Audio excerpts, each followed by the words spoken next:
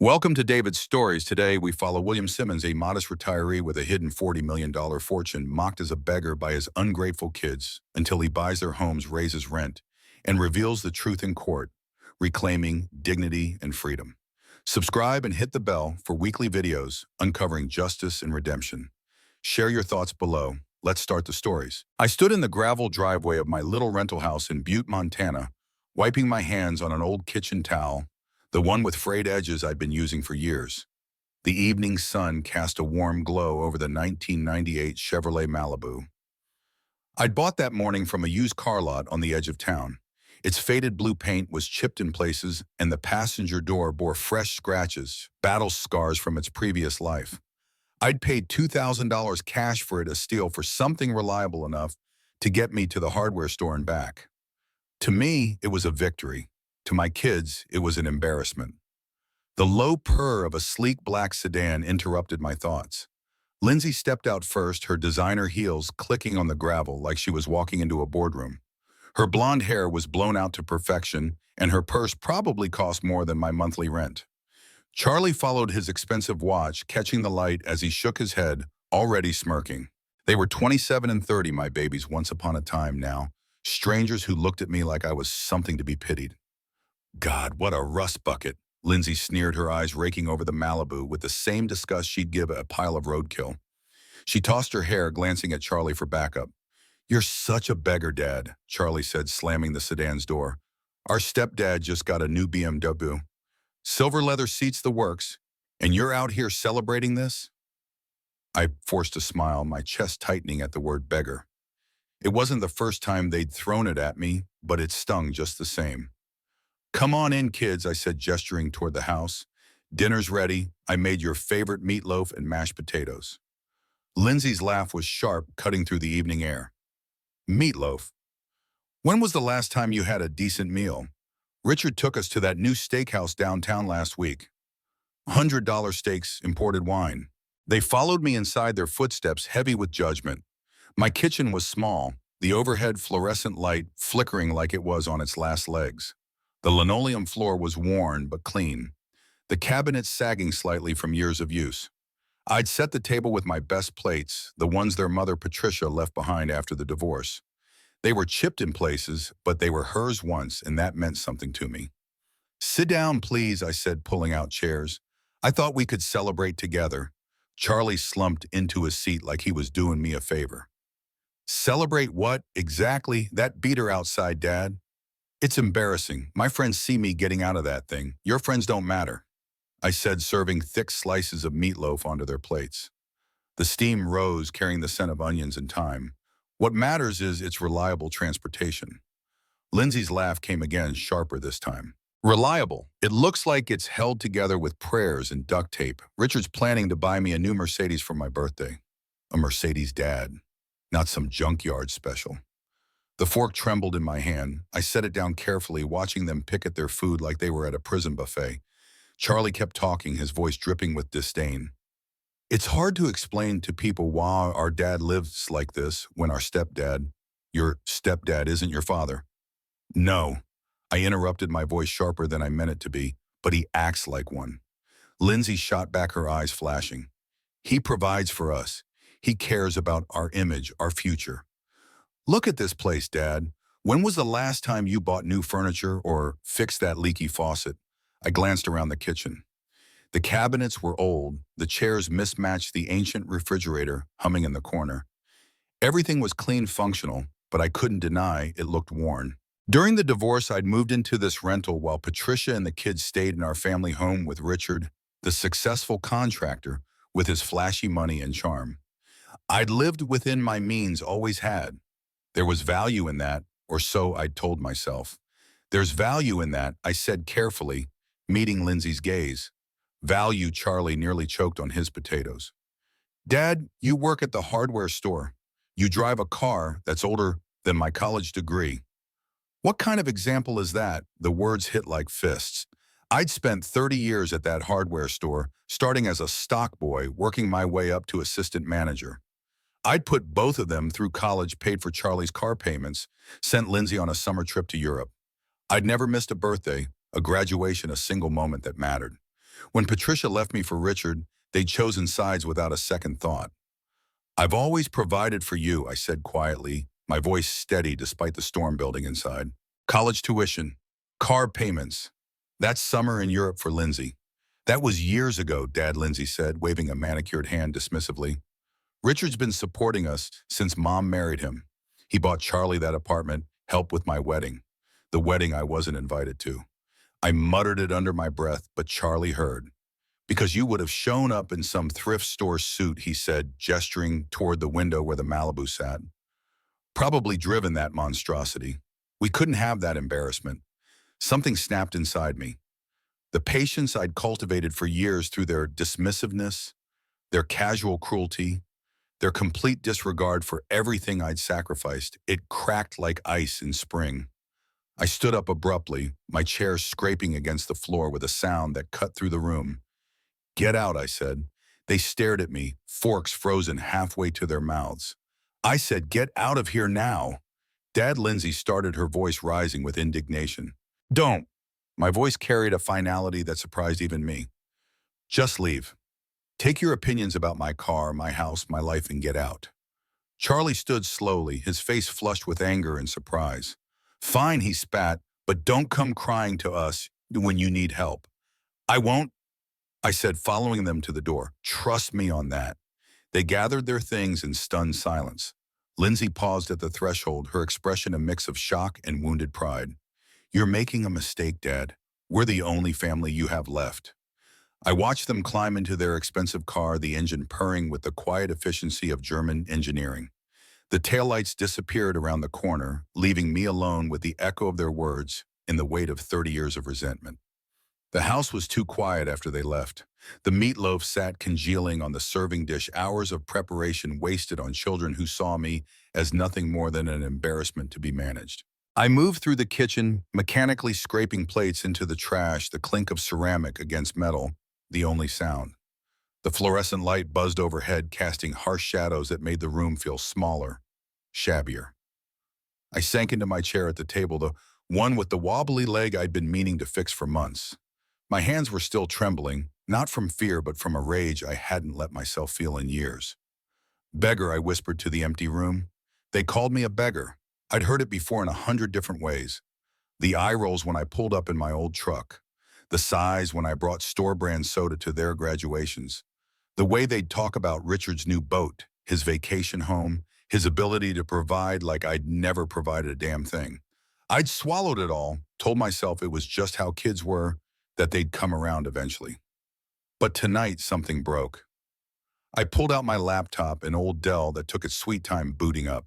The screen glowed in the dim kitchen, and I navigated to the website I'd visited in secret for decades. I entered the passwords I'd memorized years ago, my fingers moving with muscle memory. The page loaded slowly, then displayed the numbers that would have shocked my children into silence. $40,891.3, $40 million.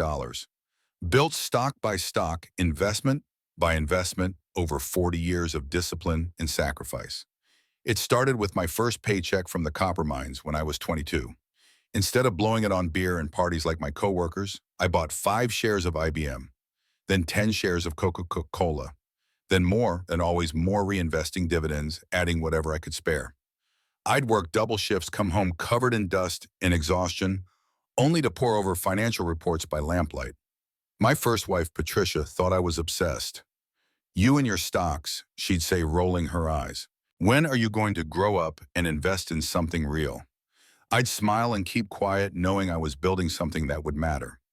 When the mining industry collapsed, I'd already diversified. While my neighbors lost their jobs, their homes, their futures, I transitioned to the hardware store and kept investing. Apple at $12 a share, Microsoft at $8, Amazon at $18. Companies that seemed risky then, but felt inevitable to me. The secret had been my burden and my test. I wanted to see who truly loved me, who would stand by me when I appeared to have nothing. Patricia failed spectacularly, leaving me for Richard's flashy success. And now my children had failed too, calling me a beggar, while sitting on a fortune that dwarfed their stepfather's construction business. I'd planned to leave it all to them. Every share, every dividend, every dollar I'd cultivated with care. But sitting in that kitchen, the taste of their disdain still bitter on my tongue, I felt something shift. They didn't deserve an inheritance. They deserved a lesson. I opened another browser window and started searching property records in Butte. It didn't take long to find what I was looking for. Charlie's apartment building, where he paid $500 a month in rent. Lindsay's duplex, where she and her husband lived for $200 monthly. Both properties were owned by Mountain View Holdings, a small real estate company that had been struggling since the pandemic. I smiled for the first time all evening. Tomorrow I'd make some calls. Mountain View Holdings was about to receive an offer they couldn't refuse. "You want to see a beggar?" I murmured to the empty room. "Let me show you what real poverty looks like." I closed the laptop and headed to bed, my mind already racing with plans. They'd humiliated me for the last time. Now it was my turn to teach them about consequences. The next morning, sunlight filtered through the thin curtains of my bedroom, pulling me from a restless sleep. Their voices echoed in my dreams: beggar, embarrassment, rust bucket. I tossed and turned for hours, the anger crystallizing into something harder: determination. I shuffled to the kitchen and fired up my old desktop computer, the fan wheezing to life.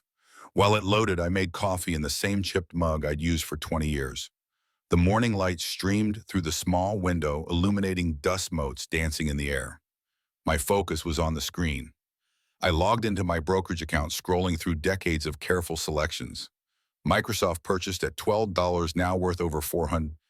Apple bought at $15, trading at $180. I selected several positions, enough to generate the cash I'd need. The confirmation screen appeared. "Are you sure you want to sell 20,000 shares of Microsoft Corporation?" I clicked confirm without hesitation. As the processing wheel spun, I sipped my coffee and let my mind drift back to the divorce. Patricia had been so confident in her choice, so certain that Richard's construction business was security. She'd laughed at my little hobby in the stock market, insisted on keeping it separate from our joint assets. "When are you going to grow up?" she'd said. I almost laughed now, watching the confirmation appear. The sale had generated $20,000 in liquid cash, more than Richard would make in 10 lifetimes. The door summoned rang sharply, jolting me. 8:30 a.m. Who visited this early? I opened the door to find Patricia standing on my porch, her face flushed with anger, her expensive handbag clutched like a weapon. "How could you treat your own blood like that?" she demanded, pushing past me into the house. "Charlie called me last night, crying like a child. You threw them out, your own children." I closed the door slowly, keeping my composure. "They're adults now, Patricia. 30 and 27. They need to learn respect." "Respect?" Her voice rose shrill and accusing. "You humiliated them. They were just trying to help you see reason about that ridiculous car purchase." "Help me see reason," I repeated, a bitter smile tugging at my lips. "By calling me a beggar, by comparing me to your husband, like I'm some kind of failure." "You are a failure," she exploded. "Look at this place, William. Look at your life. You're 62, living in a rental, driving a car that belongs in a scrapyard. Our children are embarrassed by you." "Actions have consequences," I said evenly. "They chose to be cruel. I chose not to tolerate it." She stared at me, perhaps surprised by my calm. "You've changed. You used to be reasonable, understanding. Now you're just cold."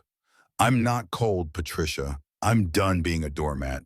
Don't you dare blame this on me," she snapped.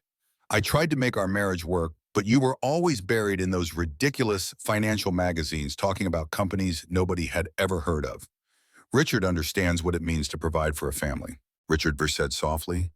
"The man you had an affair with while I was working double shifts to pay for Charlie's college." Her face went white. "That's ancient history, is it? Because it seems you're all still living in that fantasy where I'm the villain and you're the victims." She stood there speechless, her anger deflating into something like uncertainty. Then she straightened, grabbed her purse, and headed for the door. "This isn't over, William. You've hurt your children for the last time."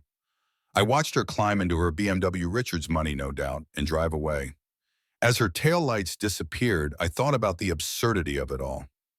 My 30-year-old son and 27-year-old daughter had run to their mother like kids denied dessert. I closed the door and returned to my computer. The funds from the stock sale would be available in 3 days. Soon I'd show them what real power looked like. The next few days were a blur of routine each morning, starting with a glance at my inbox.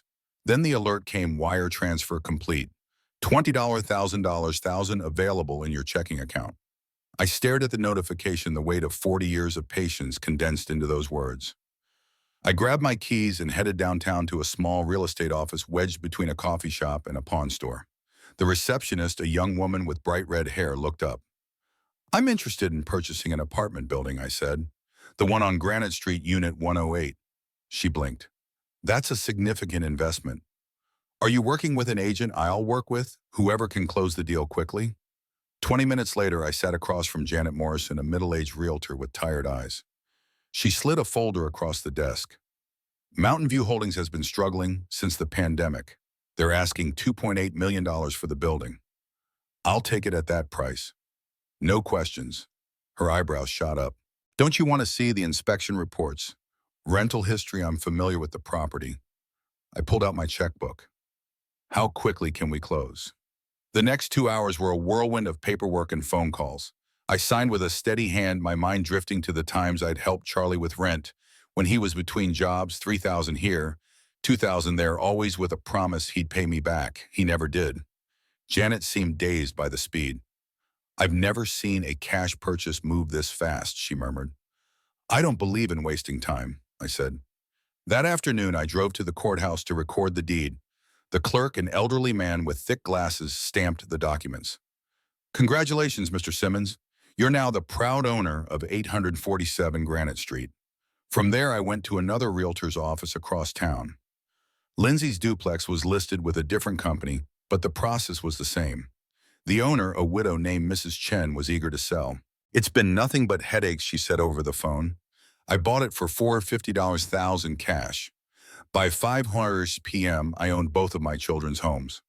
Driving back through Butte's winding streets, I reflected on how these buildings would become tools in my hands, turning years of quiet investment into a shield against their disdain. The afternoon sun cast long shadows across the mountainside, and for the first time in years, I felt complete control. At home, I spread the deeds across my kitchen table like a general reviewing battle plans. Charlie's apartment acquired. Lindsay's duplex acquired. Phase 1 was complete. I picked up my phone and scrolled to the property management company's contact. Tomorrow, I'd inform them that rents were increasing significantly. New ownership meant new rules.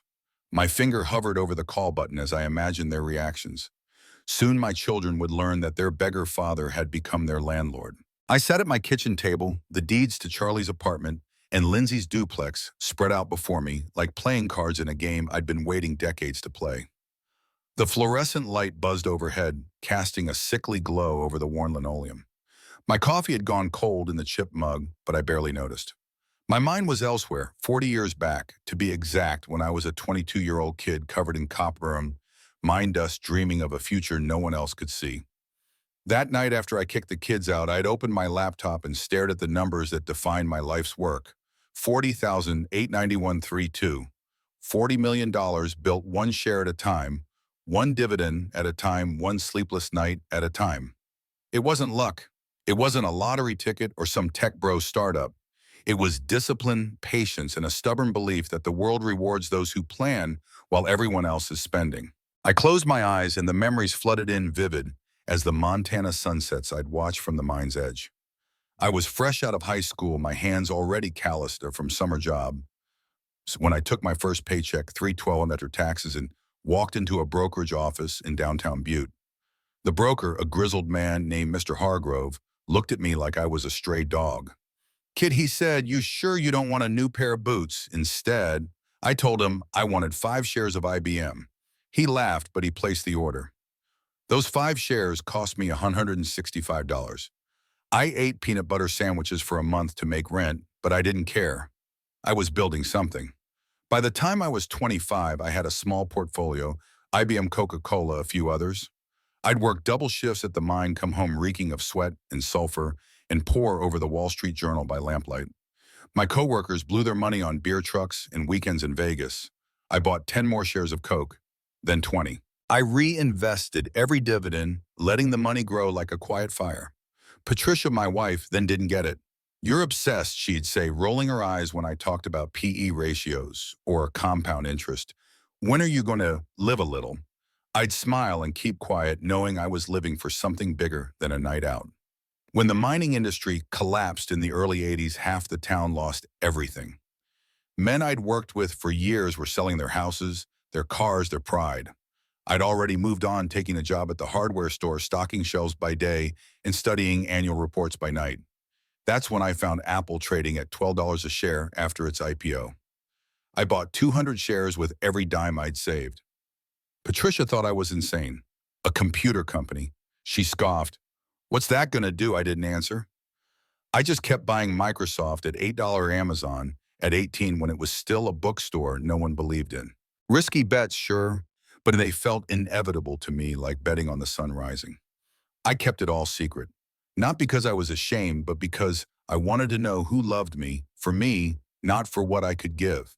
Patricia failed that test. She left me for Richard, a contractor with a loud laugh and a louder bank account when the kids were teenagers. Charlie was 15, Lindsay 12. They didn't fight her on it. They moved into Richard's big house with his granite countertops and three-car garage, and I moved into a one-bedroom apartment that smelled like old carpet. I saw the way they looked at me then, like I was a step down, a relic of a life they'd outgrown. I swallowed it, told myself they were kids, that they'd come around. But they didn't.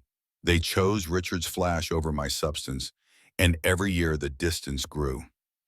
Sitting at that kitchen table, the deeds in front of me, I felt the weight of all those years, the sacrifices, the nights I skipped dinners to buy another share, the birthdays I worked through to cover their tuition, the wedding I wasn't invited to because I'd embarrassed them in my thrift store suit. I'd planned to leave them everything, every share, every dollar, a legacy built on patience and foresight. But their words from the night before, beggar, embarrassment, rust bucket, echoed in my head, and I knew they didn't deserve it. They deserved to learn what it felt like to stand on their own, to face the consequences of their cruelty. I opened my laptop again, the fan wheezing like an old man. I pulled up the property records I'd found the night before. Charlie's apartment building on Granite Street, Lindsay's duplex on Pine, both owned by Mountain View Holdings, a company teetering on the edge since the pandemic hit. I'd done my homework. They were desperate for cash, and I had $20 million liquid from the Microsoft sale I'd executed that morning. It was time to move. The next day, I drove downtown to the real estate office, my Malibu rattling over Butte's potholed streets.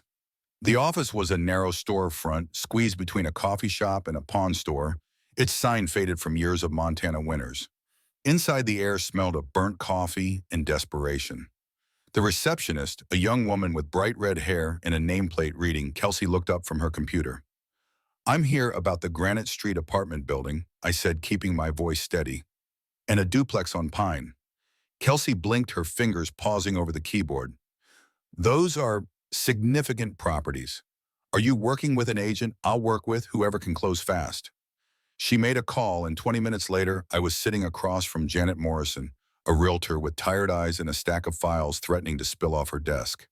She slid a folder toward me, her nails chipped from years of flipping through contracts. "Mountain View Holdings is motivated," she said. "They're asking $2.8 million for the Granite Street building, 8 units, decent rental history, but they've been bleeding cash since COVID." "I'll take it," I said, pulling out my checkbook. "Asking price, cash." Her eyebrows shot up. "You don't want to see the inspection reports of maintenance records. I'm familiar with the property. I knew every detail. Charlie's unit number 4 paid $1,500 a month. I'd sent him rent money when he was between jobs, $3,000 here, $2,000 there, then always with a promise he'd pay me back. He never did." Janet leaned back, studying me like I was a puzzle she couldn't solve. "And the duplex?" "Same deal. Cash. Close today if you can." She made more calls, her voice rising with disbelief as she confirmed the funds were real. By noon, we were signing papers for the Granite Street building. The ink was barely dry when I moved on to the duplex. Mrs. Chen, the owner, was a widow who'd inherited the property from her husband. "It's been nothing but headaches," she said over the phone, her voice thin with exhaustion. "The tenants are decent, but the maintenance cases. I offered $450,000 cash, no contingencies." She didn't hesitate. By 4 p.m., I owned both properties. I drove to the courthouse to record the deeds, the clerk's stamp thudding against the paper like a gavel. "Congratulations, Mr. Simmons," he said, handing me the documents. "You're the proud owner of 847 Granite Street and 212 Pine." I folded the deeds carefully, tucking them into my jacket pocket. Driving back through Butte's winding streets, the mountains looming in the distance, I felt something I hadn't in years control. These buildings weren't just investments, they were leverage, tools to teach my children what it meant to stand on their own. That evening, I spread the deeds across my kitchen table again, the same table where I'd served meatloaf to ungrateful mouths. The room was quiet except for the hum of the refrigerator and the occasional creak of the house settling. I poured myself a glass of bourbon cheap stuff, but it burned just right and stared at the papers. Charlie's building, Lindsay's duplex, mine. I thought about Charlie, 30 years old, strutting around in his designer watch, bragging about Richard's gifts. I'd paid for his college, his first car, his credit card debt, when he racked up $3,000 on restaurants and clothes for his 25th birthday. He'd thank me with a distracted nod and already planning his next splurge.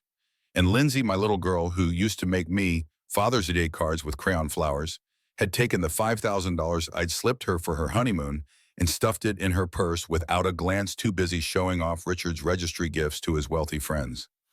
I'd given them everything, and they'd given me nothing but scorn. They'd chosen Richard's shallow generosity over the man who'd worked double shifts to keep them fed, clothed, educated. They'd called me a beggar while living in homes I could now take away with a stroke of a pen. I opened my laptop and drafted 2 emails, keeping them short and cold. The first was to Janet Morrison, who'd handled property management for both buildings. Subject: rent adjustments for 847 Granite Street and 212 Pine. As the new owner, I'm implementing immediate rent increases, effective next month. Unit 4, 847 Granite Street, $1,500 to $4,500 monthly. Unit B, 212 Pine to $1,200 to $3,600 monthly. Notify the tenants immediately. Discreetly. I paused, my finger hovering over the send button. I remembered Charlie's 25th birthday, the way he'd laughed when I handed him an envelope with $3,000 to clear his debt. "Thanks, Dad, you're a lifesaver," he'd said, already scrolling through his phone for the next thing to buy. I remembered Lindsay's wedding shower, the way she'd barely acknowledged the $5,000 check. Her eyes on the designer bags her friends were gushing over. I hit send.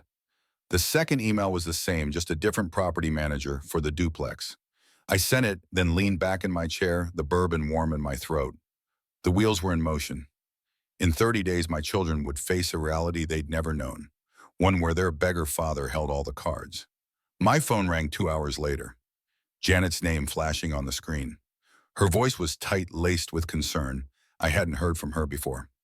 "Mr. Simmons, I've delivered the notices, but..." The reactions were intense. "Go on," I said, setting down my glass. The young man in Unit 4, Charlie, he lost it. Started screaming about robbery, slammed the door so hard I thought it might break. "He's threatening to move out immediately." I made a non-committal sound, masking the satisfaction creeping into my chest. And the young woman in the duplex, Lindsay, she broke down crying. Kept saying, "How can we afford this now?" over and over. She begged me to contact the owner, said she'd do anything to negotiate. Anything to negotiate. I closed my eyes, seeing Lindsay at her wedding, her white dress glowing under chandeliers, Richard's friends clapping as she danced with her stepfather. I'd sent that $5,000 because I couldn't be there, because they didn't want me there. Now she was begging.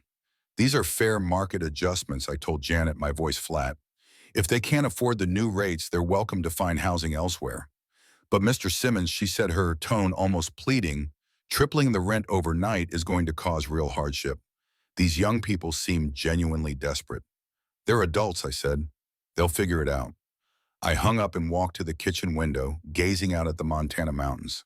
A neighbor was walking his dog, his voice carrying faintly as he chatted with another resident about the harsh new landlord driving out good tenants. If only they knew that landlord was the quiet man they'd seen puttering in his yard for years. I opened my laptop again and spent an hour researching tenant rights in Montana, making sure every move was legal. The rent increases were aggressive but permissible with 30 days notice. Charlie and Lindsay had a month to decide their next steps: pay up, negotiate with the ghost, or come crawling back to their beggar father. I sat at the table with a small notebook jotting down their possible reactions. They'd probably run to Patricia and Richard begging for help. They might try to track down the mysterious owner pleading for mercy, or if they were desperate enough, they'd show up at my door, hats in hand, ready to apologize. I smiled at the thought.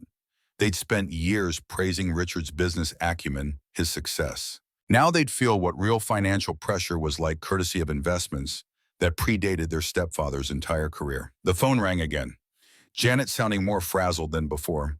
"Mr. Simmons, I hope you don't mind me calling so late, but there's been a development.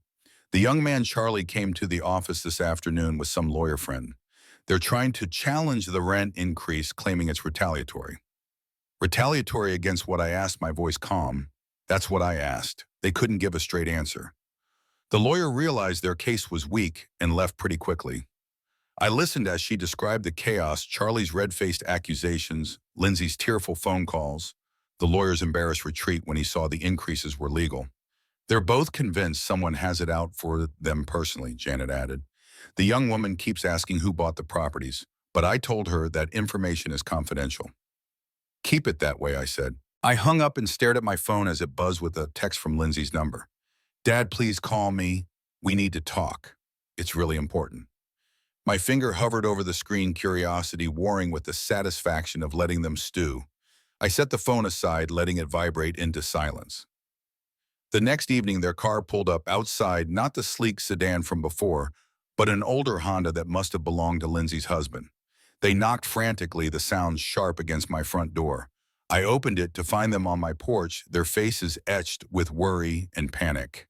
Lindsay's eyes were red-rimmed, her makeup smudged. Charlie's jaw was clenched so tight I could see the muscles twitching. "Dad," Lindsay began, her voice trembling, "we're in real trouble. Our rent just tripled overnight and we don't know what to do. Please," Charlie added, the words scraping his throat raw. "We need your help, just a loan until we figure this out." I gestured them inside, crossing my arms as they settled uneasily on my worn couch, the same couch they'd mocked days earlier.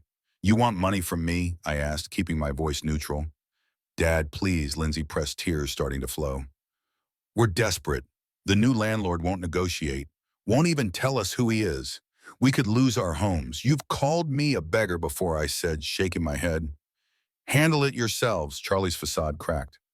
"I was right then. You are one." "Fine," I said. "Go to your mom and stepdad.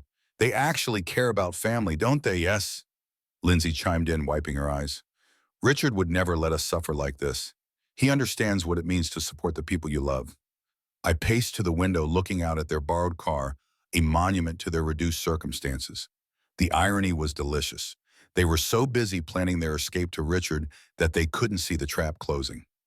"So go to Richard," I said. "Ask him for $3,600 a month for you, $4,500 for Charlie.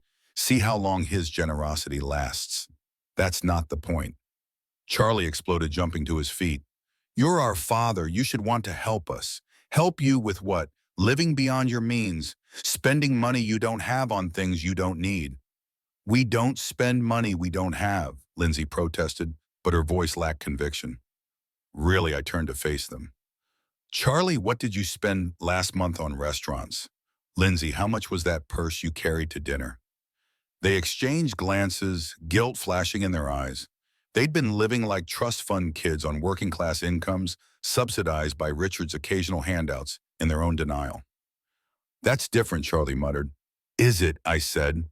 "You mock my modest life, call me an embarrassment, then come running here when your fantasy hits reality." My eyes fell on a small wooden box on the mantel, a craft project Lindsay had made in elementary school, painted with bright flowers and the words, "Best Dad Ever."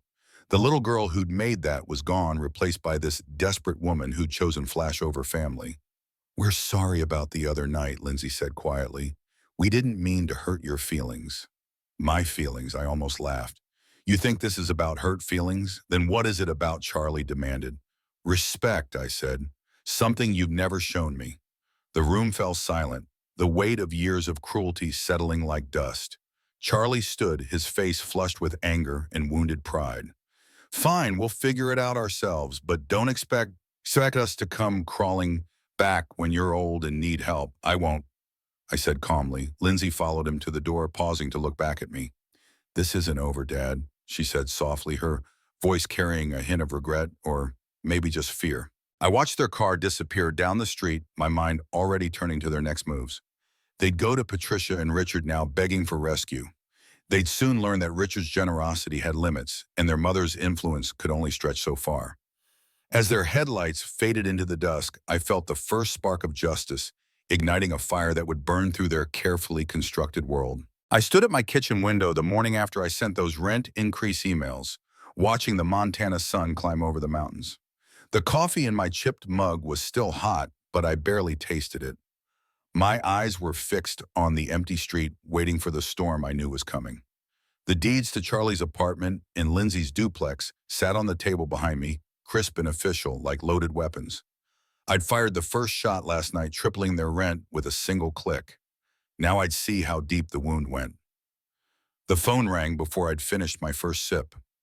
Janet Morrison's name flashed on the screen, her voice tight with the kind of worry that comes from being caught in someone else's war. "Mr. Simmons," she started, "I don't know what you've gotten yourself into, but the tenants are losing their minds." "Tell me," I said, leaning against the counter, the cool linoleum grounding me. "Charlie, he came to the office first thing this morning, stormed in like a bull, demanding to know who the new owner was." I stuck to the script, told him it's confidential, but he wasn't having it. Slammed his fist on my desk, said this was robbery, and he'd have his lawyer sue. Then he tore up the notice and threw it in the trash.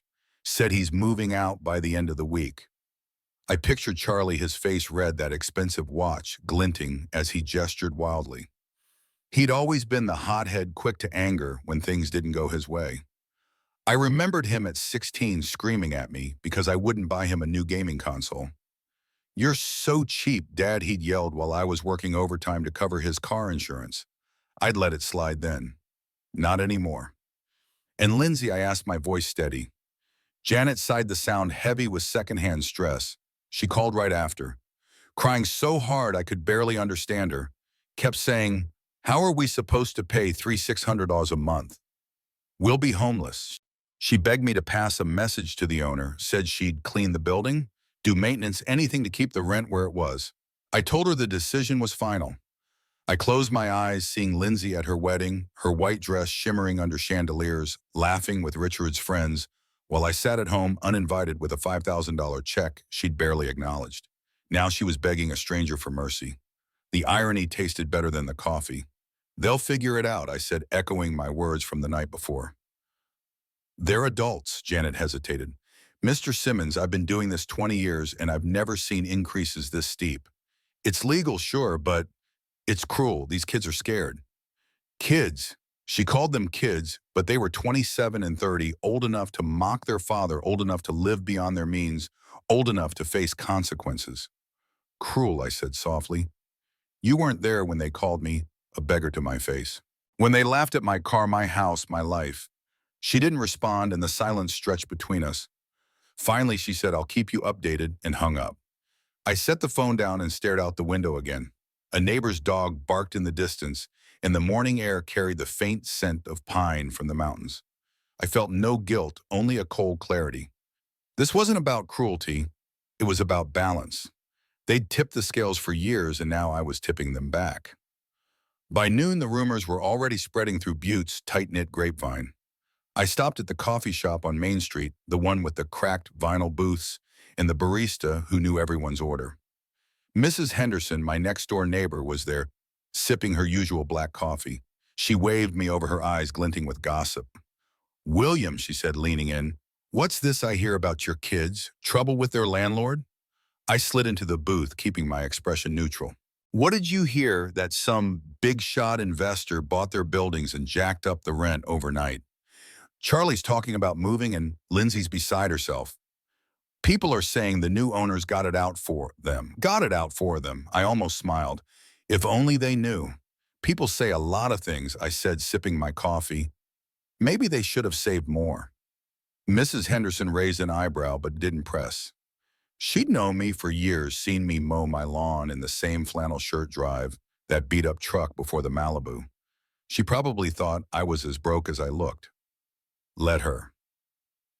As I left the coffee shop, I caught a glimpse of Lindsay across the street, sitting in a cafe with her friend Sarah. Even from a distance, I could see the tissues crumpled in her hand, her shoulders shaking as she talked. Sarah patted her arm, her face full of sympathy. I paused my hand on the Malibu's door handle and listened as their voices carried on the breeze. He just cut us off completely, Lindsay was saying, her voice breaking. After everything we've done for him, trying to help him see reason about his finances. Everything they've done for my style. So what am I to be magnifique? The lie was so smooth it could have been polished. I got into the car and drove away, their words burning in my ears.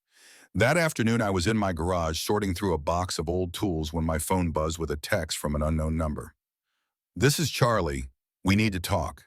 Can you meet us at your place tonight?" I stared at the message, my thumb hovering over the screen. Part of me wanted to ignore it to let them stew longer, but another part, the part that still remembered Charlie's gap-toothed grin when he was 6 begging me to push him higher on the swing, wanted to see how far they'd go. I typed back 7 hours. Don't be late. They showed up at 6:55, pulling into my driveway in Lindsay's husband's old Honda, its muffler rattling like it was on its last legs. No sleek sedan tonight. They climbed out looking like they'd aged a decade in a week. Lindsay's eyes were puffy, her hair pulled back in a messy ponytail instead of her usual perfect blowout. Charlie's jaw was tight, his hands shoved deep in his pockets, but his bravado was gone. I opened the door before they could knock. "Come in," I said, stepping aside. They shuffled into the living room, settling uneasily on the same worn couch they'd mocked days ago. The room felt smaller, with their tension filling it, the air thick with desperation. Lindsay spoke first, her voice trembling. "Dad, we're in real trouble. Our rent, it's gone up to $4.500 for Charlie, $3.600 for us. We can't pay that. We'll lose everything." Charlie nodded, his eyes fixed on the floor. "The landlord's some ghost. Won't talk, won't negotiate. We're begging you, Dad. Just a loan until we figure this out." I crossed my arms, leaning against the wall. "A loan? Like the $3,000 I gave Charlie for his credit card debt, or the $5,000 I sent Lindsay for her honeymoon?" Lindsay flinched, her hands twisting in her lap. "We'll pay you back, I swear. We just need help. You called me a beggar." I said, my voice low but sharp. "You laughed at my car, my house, my life, and now you want my help." Charlie's head snapped up, his eyes flashing. "We said we were sorry, okay? We didn't mean it. We were just frustrated." "Frustrated," I repeated, stepping closer. "You've been frustrated with me for years. Every time you compared me to Richard, every time you rolled your eyes at my clothes, my job, my choices. You didn't mean it. You meant every word." Lindsay's tears started again, spilling down her cheeks. "Dad, please. We're your kids. You can't just let us lose our homes." "I'm not letting you do anything," I said. "You're adults. You made your choices. Live with them." Charlie stood, his fists clenched. "Fine. We'll go to Mom and Richard. They actually care about family." "Yes," Lindsay said, wiping her eyes with the back of her hand. "Richard would never let us suffer like this." I paced to the window, looking out at the Honda, its faded paint a stark contrast to the BMWs and Mercedes they used to flaunt. "Go to Richard then," I said. "Ask him for $800 a month to cover both of you. See how long his wallet stays open." "That's not the point," Charlie shouted, his voice cracking. "You're our father. You're supposed to help us, help you live beyond your means." I turned to face them. "Help you keep up this fantasy where you're above the rules because Richard throws you scraps. You don't even know what you spend, do you? Charlie, how much did you drop on dinners last month? Lindsay, that purse you carried to my house, how much was it?" They exchanged glances, their silence answering for them. They'd been living like royalty on credit cards and Richard's handouts, never thinking the bill would come due. "We're sorry," Lindsay whispered, her voice barely audible. "We didn't mean to hurt you." "You think this is about hurt," I said, my voice rising for the first time. "This is about respect. Something you've never given me." The room went quiet, the weight of my words settling like a stone. Charlie's face was flushed, a mix of anger and shame. Lindsay's shoulders shook with silent sobs. I looked at the wooden box on the mantel, the one she'd made in 3rd grade, "Best Dad Ever," in crooked letters. That girl was gone, replaced by this stranger who'd chosen flashover family. Charlie broke the silence, standing abruptly. "We'll figure it out ourselves, but don't expect us to come back when you're old and alone." "I won't." I said, my voice calm again. Lindsay followed him to the door, pausing to look back at me. Her eyes held something, regret maybe, or just fear. This isn't over, Dad, she said softly, then stepped outside. I watched their car sputter down the street, the taillights fading into the dusk. The house was silent again, but it felt different now, charged with the electricity of a bridge burned for good. I poured another bourbon, the burn steadying me. They'd run to Patricia and Richard now, begging for a lifeline. But I knew Richard's limits. His construction business was solid, but it wasn't 40 million solid. And Patricia, she'd always been better at spending than saving. The next few days were a masterclass in desperation. I kept my routine coffee in the morning, a shift at the hardware store evenings with my laptop, but the town was buzzing. At the grocery store, Tom Bradley, a guy I'd known since high school, cornered me by the cereal aisle. William, he said, his voice low, "What's going on with your kids? I heard their landlord's trying to ruin them." I loaded a box of oatmeal into my cart. Landlords raise rent sometimes. Happens. Yeah, but tripling it. People are saying it's personal. Charlie's talking about suing, and Lindsay's a mess. You talked to them. I said, meeting his eyes. They didn't listen. Tom shifted uncomfortably. Just be careful. Family's family. I nodded, but his words slid off me like rain. Family was supposed to go both ways, and mine had been a one-way street for too long. Back home, I found an anonymous note in my mailbox typed in block letters. "This won't end well for you." I turned it over in my hands, the paper cheap and flimsy. Charlie's style bold but sloppy. I tossed it in the trash without a second thought. Let him rage. He'd learn soon enough that threats were just noise. The phone call started that night. Unknown number silence when I answered, then a hang-up. Once I caught Charlie's voice muffled, like he was trying to disguise it. "You made a mistake, old man," he said before the line went dead. I saved the voicemails just in case. Not because I was scared, but because I was thorough. 40 years of investing had taught me to cover every angle. A week later, Janet called again, her voice frayed at the edges. "Mr. Simmons, I don't know how to say this, but your tenants are escalating." Charlie came back with a lawyer friend, some kid from his office. "They're claiming the rent hike is retaliatory, trying to get it thrown out." Retaliatory against what I asked, sitting at my kitchen table, the deeds still within arm's reach. That's what I said. They mumbled something about harassment, but the lawyer saw the paperwork and backed off fast. Said they don't have a case. Lindsay's been calling every day, leaving voicemails, crying, begging for the owner's name. I keep telling her it's confidential. "Good," I said. "Keep it that way." "There's more," Janet said, lowering her voice. "The neighbors are talking. Someone started a petition to pressure the new owner to lower the rents.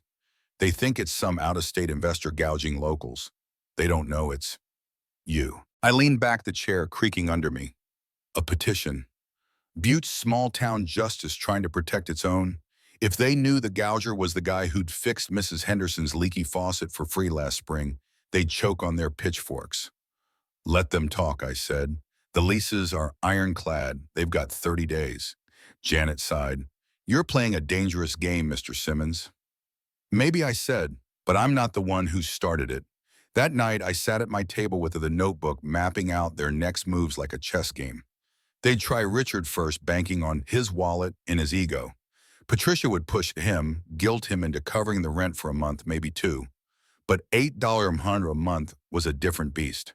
Richard's business had taken hits during the pandemic. Everyone in Butte knew it. He'd balk eventually, and when he did, they'd be back angrier or humbler, depending on how desperate they got. I thought about Charlie storming into Janet's office, tearing up the notice. I thought about Lindsay crying in that cafe, spinning lies about how they'd help me. I thought about the years I'd spent swallowing their scorn, telling myself it was love in a different form. It wasn't, it was entitlement, and I was done enabling it. My phone buzzed again, another text from Lindsay. "Dad, please, we're scared. Can we try again?" I stared at the screen, the words glowing in the dim light. Part of me wanted to answer to see if they'd finally learned something. But another part, the part that had built $40 million from nothing, knew better. They weren't ready to learn. Not yet. I deleted the text and poured another bourbon. The game was just beginning, and I was playing for keeps. The rent notices had been out for 10 days, and Butte was humming like a beehive kicked over. I could feel the vibrations even in my little rental house, whispers at the hardware store, sidelong glances at the gas station, the way Mrs. Henderson's curtains twitched every time I stepped onto the porch. My children had declared war, and I was about to show them what a real campaign looked like. It started with the anonymous notes. The first one came on a Tuesday, slipped under my windshield wiper while I was buying milk. Plain white paper block letters typed on a cheap printer. Family is everything. Back off. I turned it over in my gloved hands, an old habit from decades of handling stock certificates, and dropped it in the trash outside the store. Charlie's handwriting had always been messy. His typing was no better. That night, the silent calls began again, but now there were voicemails. Charlie's voice low and disguised with a handkerchief. Or something equally dramatic. You're making a big mistake, old man. We won't forget this. Lindsay left one too. Her voice thick with tears. Dad, please. You're destroying us. What did we ever do to deserve this? I saved every message, labeled them in a folder on my laptop. Evidence, harassment. I wasn't angry anymore. Anger had burned itself into something colder. Cleaner. Strategy. The next morning, I drove to the outskirts of town, past the old copper mine scars, to a gravel lot where a weathered sign read, Sullivan Investigations. Ray Sullivan had retired from the Butte PD 15 years ago and now took private cases for cash. I'd gotten his name from Frank Morrison, Janet's brother, the only lawyer in town I trusted. Frank had handled the property closings with zero questions. He knew how to keep his mouth shut. Ray was waiting on a bench outside his trailer office, a thermos of coffee in one hand, a cigarette dangling from the other. His face was a roadmap of sun damage and old fights, but his eyes were sharp. Mr. Simmons, he said, crushing the cigarette under his boot. Frank says you need dirt. I need truth, I corrected. Starting with my son, Charlie. Works at Mountain States Insurance. I suspect he's been cooking books, fake receipts, padded mileage, maybe ghost clients. Same with my daughter, Lindsay. Realtor, I hear she's been hiding foundation cracks and water damage to close sales. Ray pulled out a small notebook, the kind cops use. How deep enough to bury them if it's there. But only what's real. I'm not paying for fiction. He nodded once. 2 weeks, $5,000 up front, expenses separate, cash. I handed him an envelope thick with hundreds. Call me when you have something. The first envelope from Ray arrived 11 days later, delivered by a kid on a bike who vanished before I could tip him. Inside were photocopies, grainy but legible. Charlie's expense reports, mileage logs claiming 300 miles to Billings, when the client was in Helena restaurant receipts for dinners, on dates the places were closed for renovation. One gem, a $180 client dinner at a steakhouse that had burned down 6 months earlier. Ray's note was handwritten on a post-it pattern, goes back 14 months. Enough for termination, plus clawback. I sat at my kitchen table under the flickering fluorescent, spreading the documents like a deck of cards. I saw Charlie at 22, fresh out of college, asking me to co-sign a loan for a truck he couldn't afford. I'd said no. Richard said yes. I saw him at 25 racking up $3,000 on a credit card for clothes and clubbing, begging me to bail him out. I'd paid it and he'd thanked me with a distracted nod. Now he was stealing from his employer the same way he'd stolen my trust. Small, sloppy, certain he'd never get caught. I hesitated for maybe 30 seconds, my finger over the keyboard. Then I remembered his voice on the phone. We won't forget this. I typed an anonymous email to Mountain State's corporate fraud inbox, attached the scans, and hit send. I sealed a second set in an envelope, no return address, and dropped it in a mailbox across town. Gloves on, of course. 3 days later, the rumor mill exploded. I was restocking nails at the hardware store when Tom Bradley came in, his face grim. Heard your boy Charlie got canned from the insurance gig. Caught with his hand in the cookie jar, fake receipts, the works. Whole town's talking. I hammered a price tag onto a box of screws. Actions have consequences. Tom lowered his voice. Some folks think it's connected to the rent thing, like someone's out to get your family. I met his eyes. Maybe someone's just tired of being the punching bag. He didn't have an answer for that. Ray's second report came a week after the first, thicker this time. Lindsay's real estate sins were more creative. Forged inspection reports, photoshopped photos, hiding foundation cracks, water damage patches covered with fresh paint, and strategically placed furniture. One elderly couple had bought a house with a roof so compromised it collapsed under the first heavy snow. Repair costs ate their entire retirement. Ray included sworn statements, before and after photos, and a flash drive of Lindsay's emails to inspectors. Can you sign off on the foundation? I'll make it worth your while. I drove to an internet cafe 2 towns over, paid cash for an hour, and set up a burner email. I uploaded the evidence to 3 anonymous review sites: Real Estate Scams, Montana Butte Buyer, Beware Montana Property Truth. Each post was written like a concerned citizen, dry and factual with attached PDFs. I sent the same package to every client email Ray had pulled from Lindsay's files. No commentary, just the truth laid bare. By evening, the forums were on fire. I watched from my laptop at home, refreshing every few minutes. Bought a house from Lindsay Simmons Foundation, cracked within a year. She swore it was solid. Same here. Roof caved in. She hid the damage with staging furniture. State licensing board needs to investigate. I leaned back, the bourbon burning smooth. Lindsay had always been the performer, pageant, smiles perfect, staging tears on cue. Now the stage was collapsing under her. The fallout was swift and brutal. I parked across from Lindsay's real estate office the next afternoon, hat pulled low, and watched through the window. She was pacing, phone pressed to her ear, voice rising in panic. A client stormed in, red-faced, waving papers. I couldn't hear the words, but I saw her shoulders collapse as he left. Her social media defense posts, baseless accusations from anonymous trolls, were shredded in the comments by verified buyers with receipts. At the weekly town meeting, I sat in the back row. Angry homeowners took the mic, one after another, demanding the mayor investigate predatory realtors. The state licensing board announced a formal inquiry. By Friday, the for rent sign went up in Lindsay's office window. She was done. Charlie's collapse was quieter but no less final. Mountain State sent a courier to his apartment with a termination letter and a demand for $18,000 in clawbacks. He tried to fight it, hired a cheap lawyer who folded the minute corporate showed the evidence. Unemployment didn't care about his sob story. I tracked their descent through the town's gossip net. Charlie moved into a weekly rate motel on the highway, the kind with neon vacancy signs and hourly rates. Lindsay couch surfed her designer luggage, clashing with friends' sagging sofas. Their luxury cars were repossessed, BMW for Charlie, Mercedes for Lindsay's husband. The designer clothes, the electronics, the status symbols they'd flaunted at my dinner table, all pawned or sold on Facebook Marketplace. One night, my phone rang, Patricia's name lighting the screen. I let it ring twice before answering. "You've destroyed them," she hissed, her voice raw with rage and something that might have been fear. Charlie's living in a motel. Lindsay's license is suspended pending investigation. Clients are suing her. "Are you happy now?" I poured a finger of bourbon, the ice clinking. "I didn't destroy them, Patricia. I stopped enabling the destruction they were doing to themselves." "They're your children," she said, the word cracking like a whip. "They stopped being my children the minute they chose contempt over love," I said. "The minute they decided Richard's money made him more of a father than the man who worked double shifts to pay for their lives." She was silent for a long moment.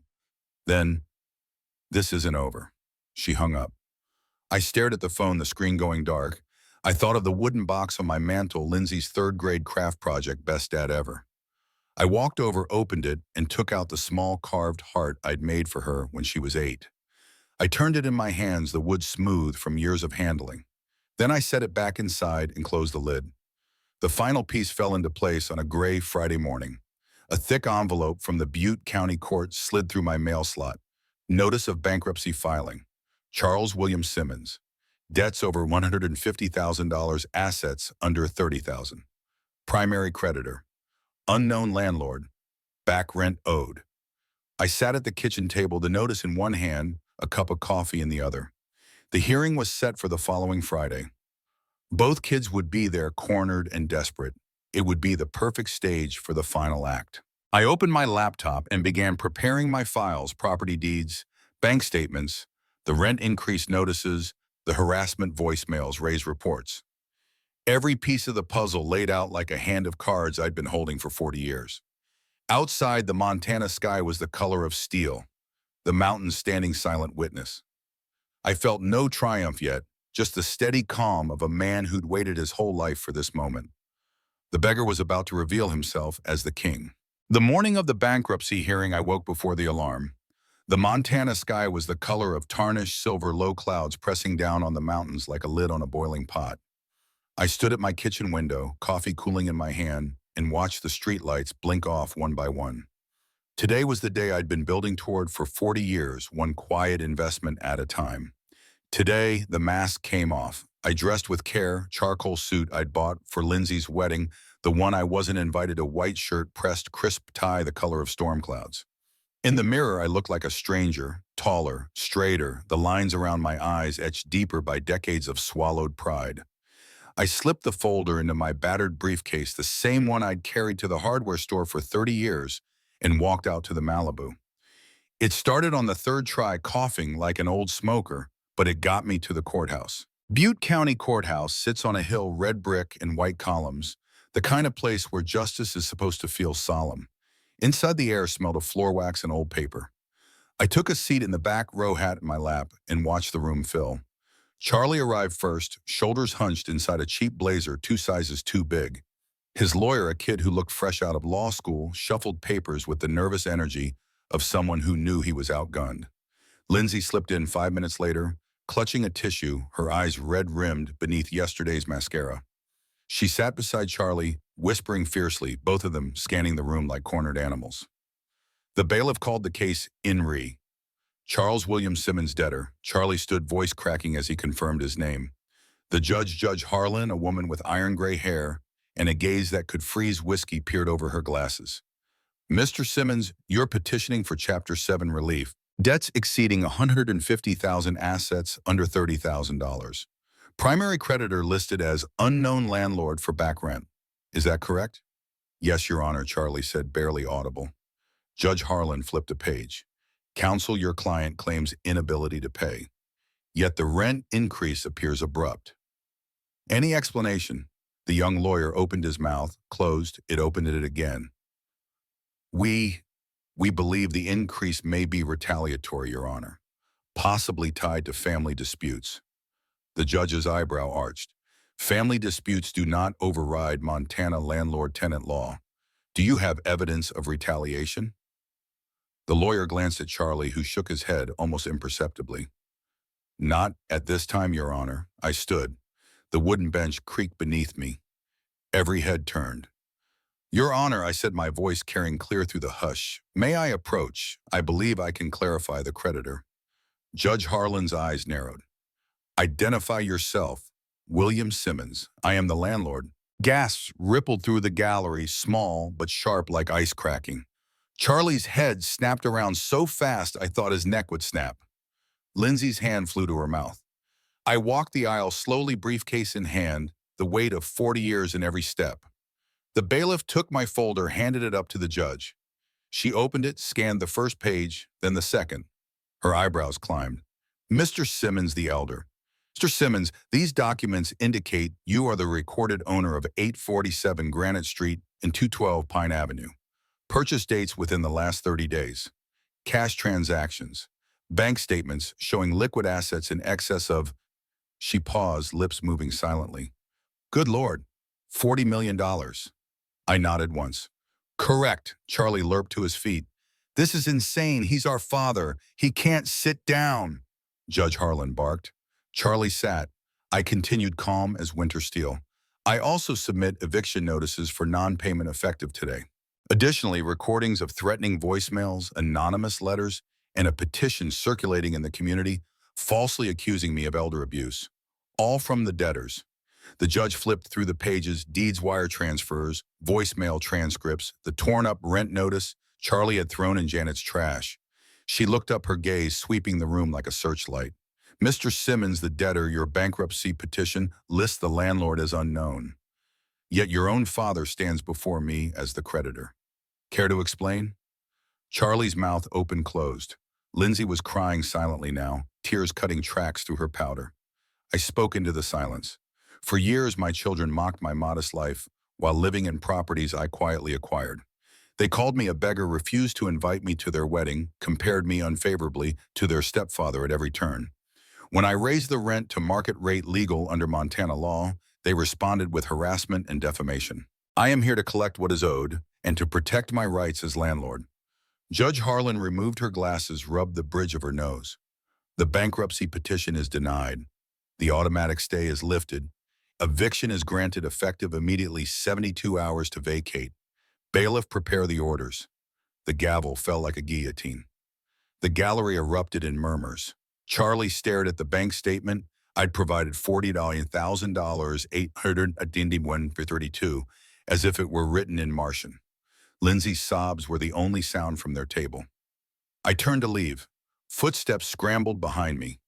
Dad, Lindsay's voice cracked. She and Charlie caught up in the aisle, faces blotchy with panic and something that might have been shame. Outside the courtroom, the hallway was cooler, the echo of our shoes sharp on the marble. They flanked me like children caught stealing. You had $40 million, Charlie whispered, his voice raw. And you let us treat you like garbage. Yes, I said, not breaking stride. I wanted to see who you really were when you thought I had nothing. Lindsay grabbed my sleeve. We're sorry. We didn't know. We'll change, I swear. Just don't do this. Don't take our homes. I stopped beneath a tall window, sunlight cutting through the dust motes. You didn't just take my homes. You took my dignity, my invitations, my place at the table. You chose Richard's money over your father's love. That was your eviction. Charlie's fists clenched. You're enjoying this. No, I said quietly. I'm surviving it. We spilled out onto the courthouse steps. The wind had teeth. It whipped Lindsay's hair across her tear-streaked face. A small crowd had gathered, neighbors, reporters from the Butte Beacon, curious courthouse staff. Phones rose like periscopes. Lindsay dropped to her knees on the cold stone, heedless of her skirt. Please, Dad, we'll pay the rent. We'll. Charlie knelt too, the posture awkward, foreign. We were wrong. About everything. The car, the house, the way we talked to you. We're begging you. He pulled something from his pocket, a small wooden heart, the one I'd carved for Lindsay when she was 8. She'd kept it all these years. She held it up, trembling. You said this would always keep us connected. We're still your children. We're still family. I looked at the heart, the grain worn smooth from years in her jewelry box. I remembered the night I'd carved it, Lindsay asleep upstairs. Patricia, already distant, me whittling by lamplight to feel like I was building something that would last. I took one step back. Family isn't a charm you pull out when the rent's due. It's respect shown every day. You failed the test.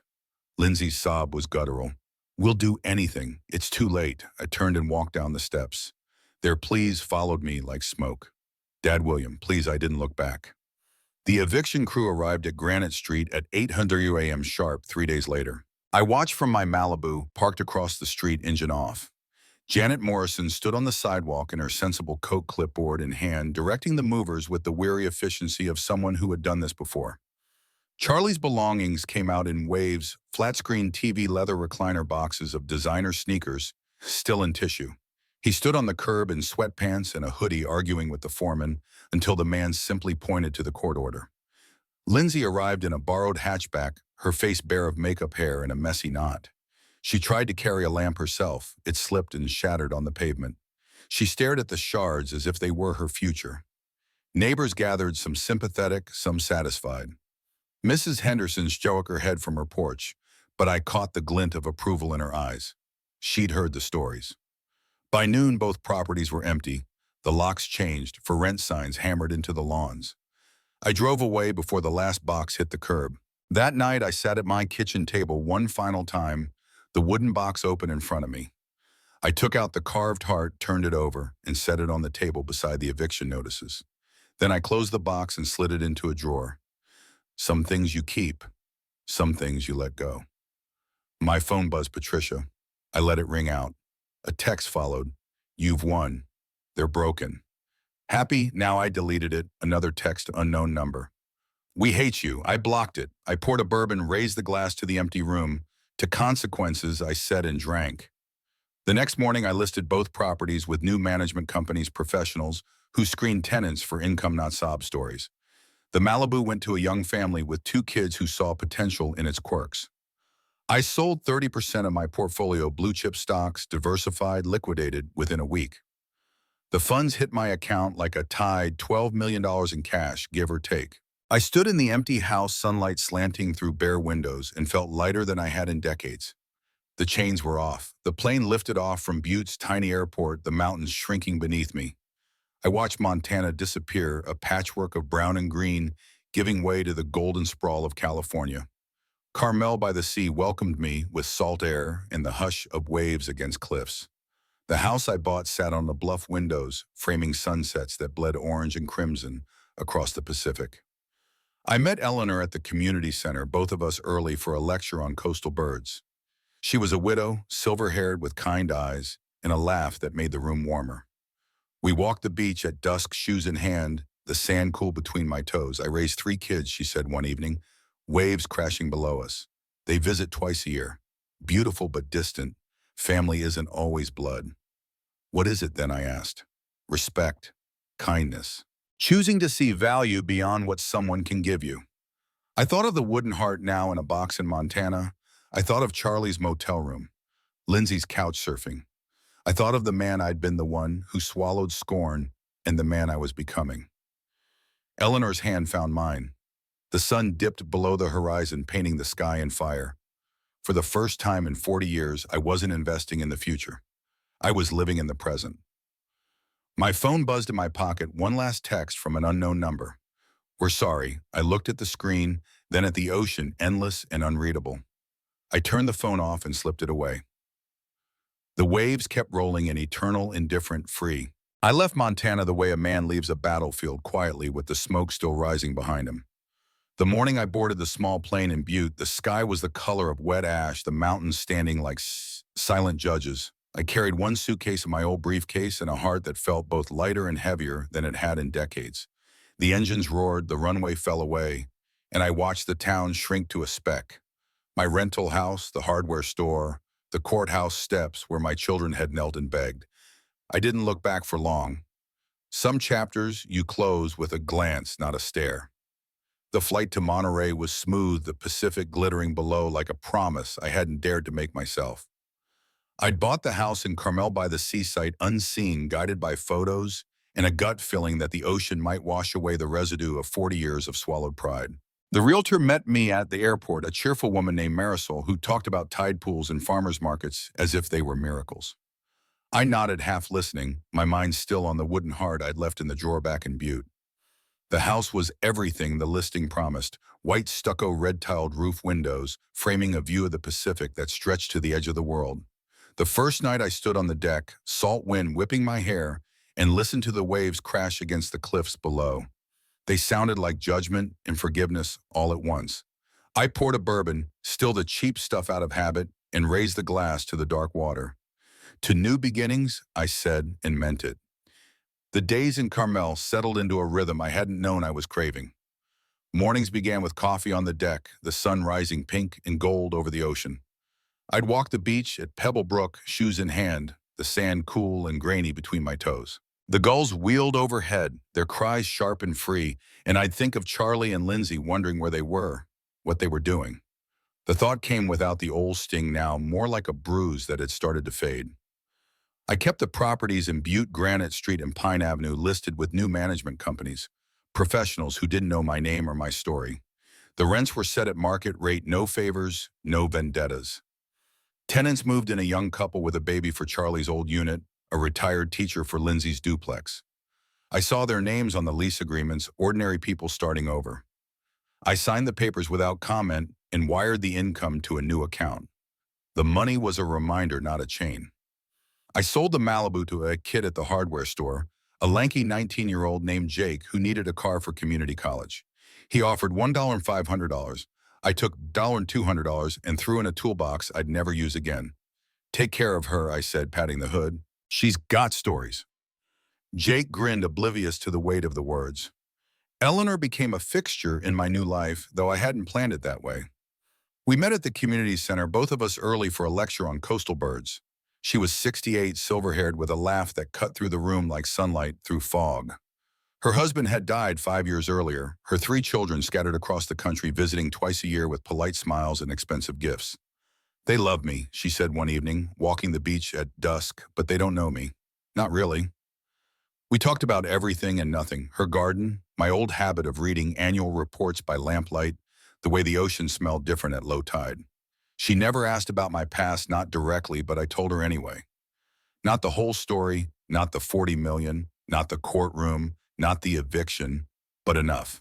The meatloaf dinner, the word beggar, the years of being compared to a man who wasn't their father. She listened, her hand resting lightly on mine, her eyes on the horizon. Family's a choice, she said one night as we sat on my deck, the stars bright above the Pacific. Blood's just the starting line. Respect kindness. That's the race. I thought of the wooden heart again tucked away in that drawer in Butte. I thought of Charlie and his Motel Lindsay on a friend's couch. I thought of the man I'd been whittling by lamplight, believing love could be earned with sacrifice. I chose wrong for a long time, I said. You chose right in the end, Eleanor replied. That counts. The letters started arriving a month after I left Montana. The first was from Charlie, postmarked from a town 2 hours away. The envelope was cheap, the handwriting shaky but legible. Dad, I got a job at a warehouse. It's not much, but it's honest.